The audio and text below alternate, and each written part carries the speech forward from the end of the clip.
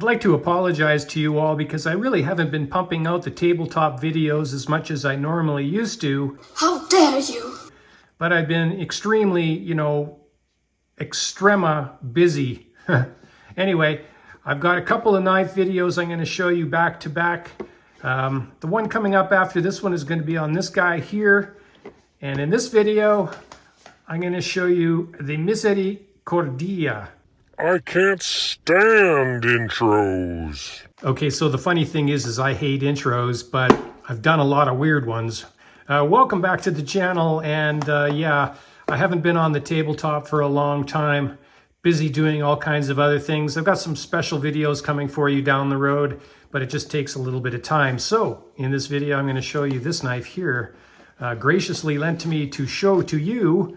And that's what I've done with pretty much all of the Extrema Recios, except for one, which I'll bring up in this video as a comparison. So, Misericordia, I looked it up in Wikipedia. Actually, I think it was a French word for misery, or, sorry, I take that back, mercy. So I guess the intent was this long blade, it would put a knight out of his misery if he was mortally wounded on the battlefield. I got this on Wikipedia, so you can fact check me if you don't believe me. And I'm thinking they probably got that namesake in this design here as well. So let me move this box out of the way and we'll take a closer look at this knife. It's taking the exact same cues here from this guy here. I think I showed you this one in another video.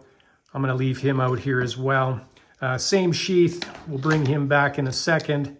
It's the exact same sheath. I'm okay with the sheath, but I do have one fatal problem with it.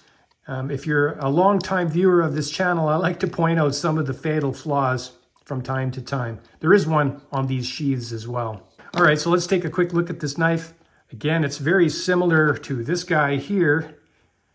It's almost the exact same blade shape. I would say that it is, actually. It's the same hardness. It's the 58 Rockwell. It's a 4 millimeter thick blade. Yeah, thank you for putting the name on here because I couldn't remember the name. So it is the Requiem versus the Misericordia. I hope I'm saying that right because my tongue keeps getting tied up on this one. Misericordia, I think. Please, if you're Italian, please let me know the fatal errors of my way. So what we have here is basically the same knife. It looks like the jimping on the top is a little bit different than the Requiem.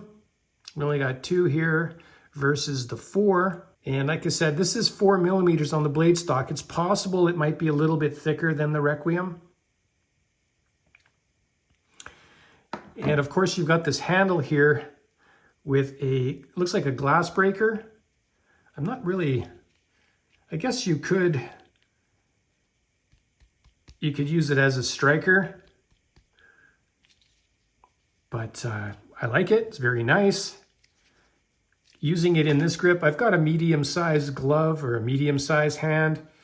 So I find my pinky here kind of riding up a little bit high here. I think it was probably intended in here, but you could use it in here. I suppose if you've got a really big, catcher's mitt type hand, it might be a bit much. And after, this one is mine, I purchased this one. After purchasing this one, I think I would probably go with the non-black version. I did peel an apple one day and it just left black all over. Probably because it's new and it hadn't been washed, but who knows. Really nice looking. I'm always a big fan of these handles. It's kind of like a plasticky, I don't know, there's a name for it, but I really don't care because I'm not a professional knife reviewer. What the fuck? So let's bring over the tape measure. This is what, us pretend knife reviewers do.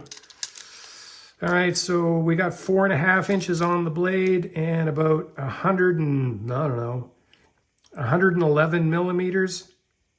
Same. And we got an overall, right from the glass breaker right to the tip, about 9.25 inches roughly. Yeah, about 9.25 roughly. So yeah, 9.25. I like that. Kind of just worked out. Probably many reviews on the interwebs on this.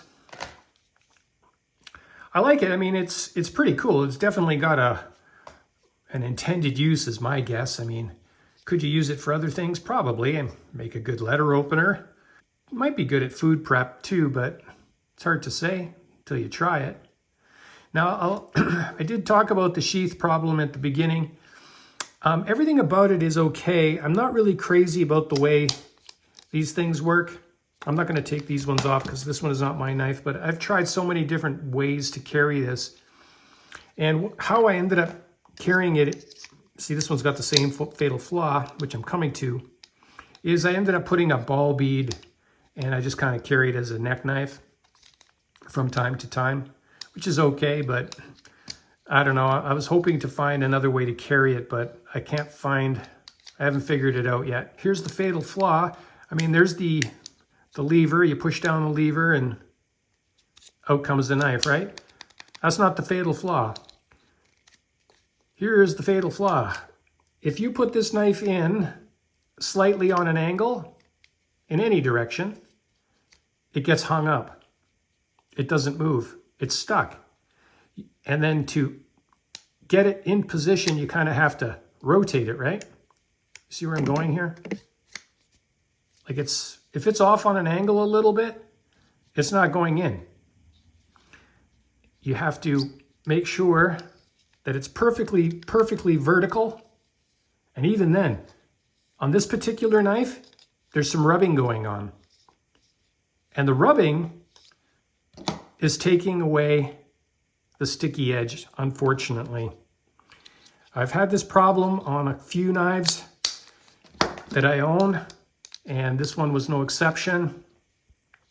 I got the blade edge to a screaming, hair-popping, hair-whittling edge. It's a really nice blade steel, this N690, I believe. However, as soon as this blade edge comes in contact with this plastic, there you go, right? As soon as it touches it, and it does, you lose that sticky edge, and it's unfortunate. It's happened to the Spyderco Enough 2, which I really like, so I stopped carrying it in that sheath. I got a long video on that one as well.